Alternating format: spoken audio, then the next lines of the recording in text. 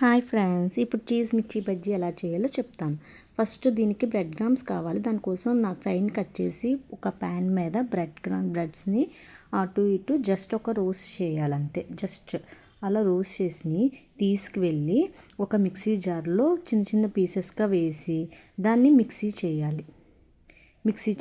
ఎక్కువ కాకుండా క్రష్గా ఒక క్రిస్పీగా ఉండేటట్టు అది పక్కన పెట్టుకుని తర్వాత ఒక బౌల్లో శనగపిండి, ఉప్పు, కారం వేసి మనం బాగా మౌల్డ్ చేయాలి. బాగా చాలా ఒక దాని లోపల బాల్స్ కానీ ఏమీ లేకుండా బాగా ఈజీగా డఫ్ చేయాలి. తర్వాత అది కూడా ఒక పగులు పక్కన పెట్టి ఒక ప్లేట్ తీసుకుని ఒక దాంట్లో మిర్చిలో మనం చీజ్ పీసెస్గా నేను చూపిస్తున్న వీడియోలో చీసెస్ కింద కట్ చేసి ప్రతి దాంట్లో దాన్ని స్టఫింగ్ చేయాలి.